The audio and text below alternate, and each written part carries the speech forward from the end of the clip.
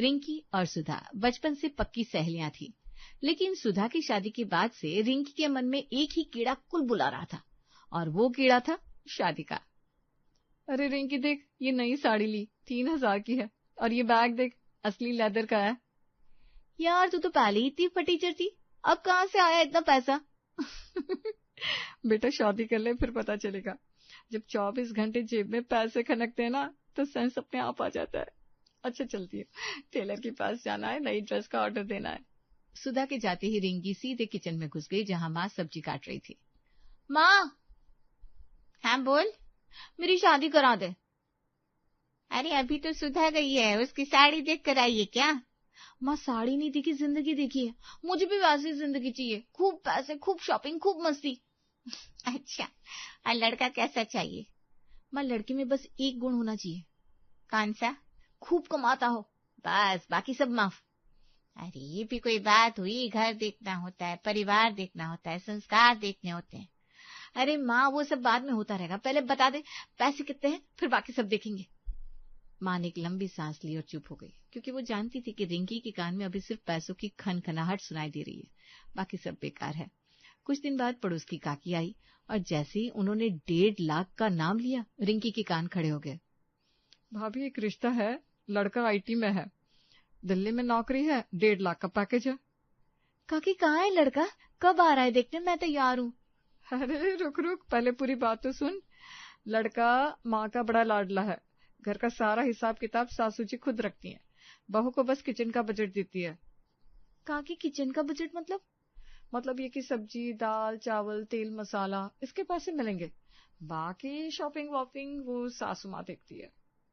देख रिंकी, मैंने पहले ही कहा था घर परिवार देखना होता है। अरे माँ तू चुप रहना। काकी 1.5 लाख में से किचन का बजट कितना होगा? यही कोई 10-12 हजार। रिंकी मन ही मन हिसाब लगाने लगी। 10,000 में से 5,000 बचा लूंगी, सब्जी थोड़ी सस्ती लूंगी, दाल में पानी थोड़ा ज्यादा डालूंगी, तेल का हिसाब अपना रखूंगी, जुगाड़ हो जाएगा। काकी बुला लो लड़के वालों को, मुझे मंजूर है। अरे पहले देख तो ले। माँ 1.5 लाख देख लिया, लड़का बाद में देख लूंगी। और फिर वो दिन आया जब राहुल की माँ और राहुल घर आए। राहुल देखने में ठीक था, सीधा सादा शांत, और पूरी बातचीत में बस एक ही काम कर रहा था, अपनी माँ की तरफ देखना। बेटा रिंकी, खाना बनाना आता है? हाँ जी आता है। कौन कौन सी सब्जी बनाती हो? जी आलू गोभी पालक दाल सब बनाती हूँ। शाबाश। और बेटा एक बात बताऊं, हमारे घर में सब मिलकर रहते हैं, पैसों का हिसाब मैं खुद रखती हूँ, बहू को किचन संभालनी होती है, बाकी सब मैं देखती हूँ। कोई दिक्कत तो नहीं है ना? नहीं नहीं जी बिल्कुल नहीं, घर तो सास ही संभालती है ना। रिंकी जी आपको सच में कोई दिक्कत नहीं है? रिंकी ने राहुल की तरफ देखा, फिर उसकी माँ की तरफ देखा, फिर मन में सोचा 1.5 लाख कमाने वाला घर है, किचन का बजट है, और मेरी अकल है, दाल में पानी मैं डालूंगी, पैसे अपनी जेब में जाएंगे, जुगाड़ हो जाएगा। नहीं राहुल जी कोई दिक्कत नहीं है, हाँ है मेरी। और बस रिंकी ने हाँ कर दी, और उस हाँ के साथ उसने एक ऐसी जंग में कदम रख दिया जो रसोई की 4 दीवारों के अंदर लड़ी जाने वाली थी, जहां हथियार होंगे सब्जी और दाल, और दाव पर होगा उसका शॉपिंग का सपना। शादी की धूमधाम खत्म हुई, फेरे हुए, विदाई हुई, और रिंकी 1.5 लाख वाले घर में दुल्हन बनकर आ गई। लेकिन घर में घुसते ही जो पहला काम हुआ वो था सास का स्वागत भाषण। रिंकी अपनी ड्रेस भी बदल नहीं पाई थी कि सास जी यानी कि सास सामने आकर खड़ी हो गई। बेटा बैठ, तुझसे कुछ बात करनी है। जी माँ जी।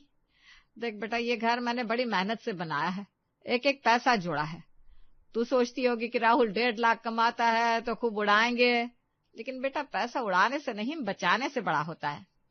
जी माँ जी। जब मेरी शादी हुई थी ना, तब तेरे ससुर महीने के 3,000 लाते थे। 3,000 में मैंने घर चलाया, बच्चे पाले, और ऊपर से बचत भी की। कैसे की बताऊं? सब्जी मंडी से सबसे सस्ती सब्जी लाती थी, जो मुरझाई होती थी वो और भी सस्ती मिलती थी, वही लेती थी। दाल हमेशा पतली बनाती थी, तेल हमेशा कम डालती थी, चाय में चीनी आधी डालती थी। मेहमान आते थे तो बिस्किट भी आधा देती थी, और मेरे सपने, मेरी ख्वाहिशें, वो सब मैंने चुपचाप दफना दिए, क्योंकि घर पहले होता है बेटा, अपनी इच्छाएं बाद में। रिंकी के मन में एक हुक सी उठी, तू भी यही करेगी। किचन का बजट 10,000 रहेगा, उसी में सब करना है, फालतू खर्च नहीं होगा इस घर में, समझी? जी माँ जी। शाबाश, अब जा कपड़े बदल ले और किचन देख, कल से तू ही खाना बनाएगी। सास के जाते ही रिंकी वहीं बेड पर बैठ गई। आंखों के सामने वो सारे सपने एक एक करके टूटते दिखे। वो शॉपिंग मॉल, वो लेदर बैग, वो 3,000 की साड़ी, वो टेलर वाली ड्रेस, सब धुंध में खो गए। और बदले में मिला क्या? मुरझाई सब्जी, पतली दाल और आधी चीनी वाली चाय। रिंकी ने एक लंबी सांस ली और बुदबुदाई, 10,000 में 10,000 का काम करूंगी और बाकी का जुगाड़ खुद करूंगी। सपने टूटे जरूर थे, लेकिन रिंकी के दिमाग की मशीन चलने लगी थी। 1 महीना बीत गया। रिंकी रोज सुबह उठती, किचन संभालती, सब्जी काटती, दाल चढ़ाती और शाम को आईने के सामने खड़ी होकर अपना मुरझाया चेहरा देखती रहती। एक दिन उसने हिम्मत करके राहुल से बात की। सुनो, पार्लर जाना है, थ्रेडिंग करवानी है, फेशियल भी बहुत दिन से नहीं हुआ, चेहरा ना एकदम बेजान लग रहा है। हाँ तो जाओ ना। पैसे चाहिए ना? अरे तो माँ से मांग लो, वही तो देखती है सब खर्चे, मुझे क्या पता पार्लर में कितना लगता है। रिंकी का दिल धक से हुआ, लेकिन चेहरे पर मुस्कान लाई और सीधे शकुंतला देवी के कमरे में गई। माँ जी, वो पार्लर जाना था, थ्रेडिंग और फेशियल करवानी है, थोड़े पैसे मिलते हैं। सास ने ऊपर से नीचे तक देखा। पार्लर? अरे बेटा, पार्लर में क्या रखा है, वो तो बस पैसे लूटने की दुकान है। थ्रेडिंग घर पर हो जाती है, बस एक धागा लो और खुद कर लो। और फेशियल के लिए बेसन लो, उसमें थोड़ा दूध मिलाओ, चुटकी भर हल्दी डालो, चेहरे पर लगाओ और बैठ जाओ 20 मिनट। अरे मैं तो पूरी जिंदगी यही करती रही हूँ, देख मेरा चेहरा कितना दमकता है। जी माँ जी। और हाँ, कच्चे आलू का रस भी ना लगाया कर, रात को दाग धब्बे सब गायब हो जाते हैं। पार्लर वाले यही सब तो करते हैं बेटा, बस नाम अंग्रेजी में रख देते हैं और 500 रुपया ले लेते हैं। जी माँ जी, ठीक है माँ जी। रिंकी वापस किचन में आ गई, चूल्हे पर दाल चढ़ाई, कड़छी चलाने लगी और मन ही मन सोचती रही, सुधा आज पार्लर में बैठी होगी और मैं यहाँ बेसन घोल रही हूँ। रिंकी का मन भारी था। उस दिन शाम को उसने सुधा को फोन लगाया। यार सुधा, मर गई मैं तो। क्यों, क्या हुआ, सब ठीक तो है? अरे क्या ठीक होगा, पार्लर के पैसे मांगे तो पति ने सास के पास भेज दिया, सास ने बेसन और आलू का नुस्खा थमा दिया। यार मेरे सपने तो किचन के धुएं में उड़ गए। सुधा हंसने लगी। अरे पगली रो मत, सुन मेरी बात। क्या बात यार, अब क्या होगा? अरे दिमाग लगा, किचन का बजट कितना मिलता है तुझे? 10,000। बस यही तेरी असली जागीर है, इसी को अपने हाथ में रख ले। पहले ये काम करके किचन का पूरा हिसाब तू खुद रख। सास को बोल कि माँ जी आप बेफिक्र रहो, किचन मैं संभालूंगी, सब्जी मैं लाऊंगी, राशन मैं लाऊंगी। हाँ तो क्या, जब बजट तेरे हाथ में होगा ना, तो थोड़ा इधर से थोड़ा उधर से जुगाड़ हो जाएगा। सस्ती सब्जी लाई, 200 बचे, मंडी से राशन लाई, 300 बचे, महीने के अंत में देख कितना जोड़ लेती है। यार लेकिन खाने का क्या होगा? अरे खाना तो बनेगा ना, बस थोड़ा दिमाग लगाना होगा। मैं भी यही करती हूँ, मेरी पिछले महीने की साड़ी किचन के बजट से ही आई थी। सच में? बिल्कुल सच। अब पता करेगी कि नहीं? रिंकी के चेहरे पर पहली बार शादी के बाद एक असली मुस्कान आई। उसने कड़छी उठाई और मन में ठान लिया कि कल से किचन का मोर्चा उसका होगा और उस मोर्चे से ही उसके सपने निकलेंगे। अगली सुबह रिंकी ने नाश्ता बनाया, चाय बनाई और सास के सामने बड़े अदब से बैठ गई। माँ जी, एक बात कहनी थी, किचन का बजट अगर आप मुझे दे दें तो मैं पूरा हिसाब रखूंगी, आपको कोई तकलीफ नहीं होगी। सास ने एक नजर रिंकी को देखा, फिर 10,000 रुपए निकाले और हाथ में रख दिए। ठीक है, लेकिन हिसाब पूरा होना चाहिए, एक पैसे का भी हेर फेर नहीं। बिल्कुल बिल्कुल माँ जी, आप बेफिक्र रहो। और बस खेल शुरू हो गया। उसी दिन दोपहर को रिंकी ने दाल बनाई, दाल कढ़ाई में डाली, लेकिन मुट्ठी जरा हल्की रही और पानी जरा भारी हाथ से डला। दाल पतली तो थी, लेकिन इतनी पतली की कटोरी में दाल कम और लहरें ज्यादा थी। खाने के टेबल पर सास ने कटोरी उठाई, एक चम्मच मुंह में डाला और भौएं चढ़ गई। बेटा ये दाल है या दाल का अचार का पानी? दाल कहाँ है इसमें? माँ जी, आप ही ने बताया था ना कि आप हमेशा दाल पतली बनाती थी, तो मैंने सोचा आपको वैसी पसंद होगी, आपकी पुराने दिनों वाली दाल। सास का मुंह खुला रह गया, कुछ कहती भी तो क्या कहती, अपनी ही वीर गाथा उन्हीं के मुंह पर दे मारी थी रिंकी ने।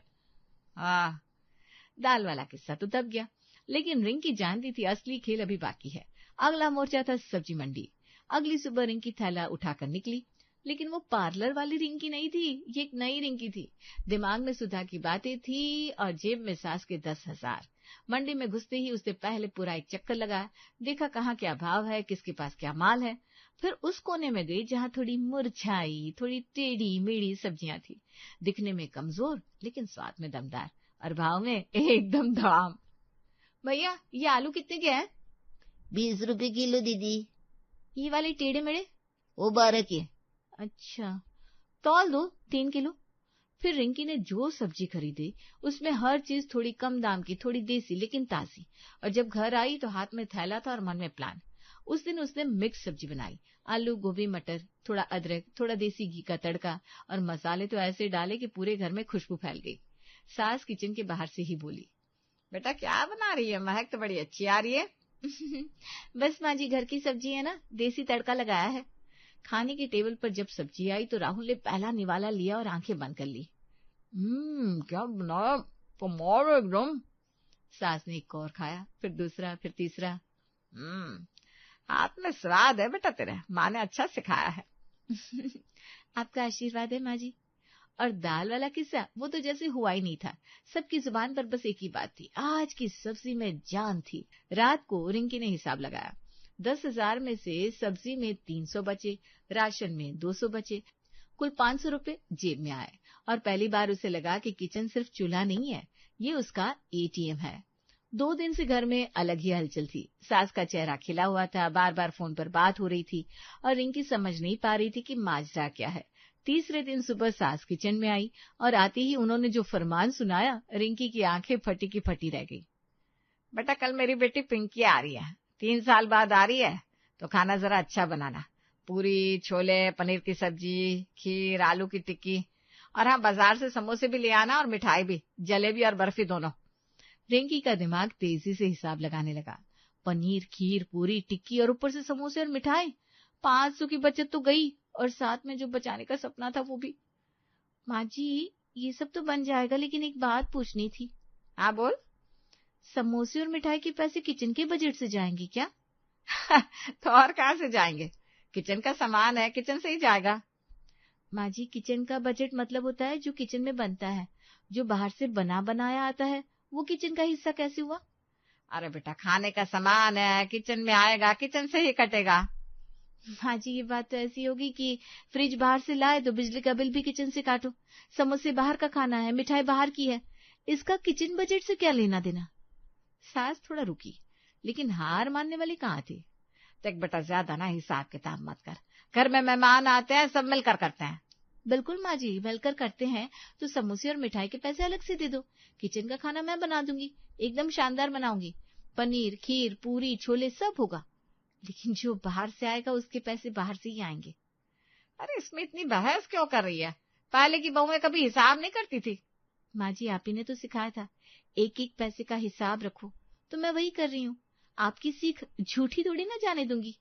सास का मुंह खुला रह गया, अपनी ही बात अपने मुंह पर पड़ी थी। दूसरी बात। कुछ देर चुप्पी रही, फिर सास ने अलमारी खोली, 500 रुपए निकाले और रिंकी के हाथ में रख दिए। ले, लेकिन ज्यादा मत खरीदना। जी माँ जी बिल्कुल हिसाब से लाऊंगी। रिंकी किचन में वापस आई, 500 हाथ में थे और चेहरे पर वो मुस्कान थी जो पार्लर जाने से भी नहीं आती। अगले दिन पिंकी आई और उसके साथ आए उसके पति विकास। रिंकी सुबह से किचन में लगी थी, पूरी, छोले, पनीर, खीर, टिक्की सब कुछ बना दिया था। घर महक रहा था। सास का सीना गर्व से फूला हुआ था, बेटी को देखते ही लिपट गई। आ गई मेरी पिंकी, देख कितना शानदार खाना बना है, सब बहू ने बनाया है, हाथ में जादू है इसके। पिंकी ने किचन में झांका, रिंकी को देखा और मुस्कुराई। भाभी बड़ी मेहनत की है आपने। अरे ये तो कुछ नहीं है ननद जी, घर के लोग हो आप। खाना लगा, थालियां सजी। विकास ने पहला निवाला उठाया, पनीर का चबाया, फिर एक बार और चबाया, फिर धीरे से पानी पिया। भाभी जी पनीर वो जरा। जी कैसे लगा? नहीं वो थोड़ा अलग है, मतलब। पिंकी ने एक टुकड़ा मुंह में डाला और चेहरा बदल गया। माँ पनीर थोड़ा पुराना लग रहा है। सास ने झट से एक टुकड़ा उठाया, मुंह में डाला और एक पल के लिए आंखें झुक गई। पनीर बासी था, कल का बचा हुआ। अरे नहीं ताजा है, बस मसाला थोड़ा ज्यादा पड़ गया होगा। विकास ने सलाद की तरफ हाथ बढ़ाया, खीरे का टुकड़ा उठाया और प्लेट में वापस रख दिया। खीरा पीला पड़ चुका था। माँ जी ये खीरा भी जरा। अरे बेटा देसी खीरा है, ऊपर से ऐसा दिखता है, अंदर से एकदम ताजा होता है। माँ बंद करो बासी ये सब, पनीर भी सलाद भी। कमरे में सन्नाटा छा गया। सास का चेहरा लाल हो गया। रिंकी चुपचाप बैठी रही। विकास ने धीरे से पूछा, भाभी जी ये हुआ कैसे? विकास जी, किचन का बजट 10,000 है, उसी में से ताजा पनीर, ताजी सब्जी सब आता है। कभी कभी हिसाब थोड़ा टाइट हो जाता है, तो जो है उसी में काम चलाना पड़ता है। तो बेटा तुमने पहले क्यों नहीं बताया, मैं और पैसे दे देती। माँ जी मांगे थे समोसे और मिठाई के लिए, याद है ना? तब आपने कहा था किचन के बजट से निकालो। पिंकी ने एक नजर माँ को देखा, फिर भाभी को, फिर धीरे से बोली, माँ ये सही नहीं है। सास कुछ नहीं बोली, बस थाली में नजरें गड़ा ली। विकास ने बात बदली, माहौल हल्का किया और खाना जैसे तैसे खत्म हुआ। लेकिन जो बेइज्जती हुई थी वो सास के चेहरे पर साफ दिख रही थी। रात को जब सब सो गए, राहुल और रिंकी कमरे में थे। राहुल काफी देर से चुप था। रिंकी, आज जो हुआ वो मेरी वजह से हुआ। तुमने कितनी बार इशारा किया, पार्लर के पैसे मांगे, मैंने माँ के पास भेज दिया। कपड़ों की बात की, मैंने अनदेखा किया। और आज मेरी बहन के सामने, उसके पति के सामने। राहुल की आवाज रुक गई। माफ कर दो यार, सच में। तुम इस घर में आई, रोज किचन में खटती हो, बचत करती हो, अपने सपने दबाती हो और मैं देखता रहा। ये मेरी गलती थी। रिंकी की आंखें भर आई। कल से तुम्हारे पैसे अलग से आएंगे, सिर्फ तुम्हारे लिए। पार्लर के लिए, कपड़ों के लिए अपनी मर्जी से खर्च करो, और किचन का बजट भी बढ़ेगा। रिंकी ने एक लंबी सांस ली और पहली बार महीनों बाद राहुल के कंधे पर सिर रख दिया। और बासी पनीर? अब कभी नहीं। दोनों हंस पड़े।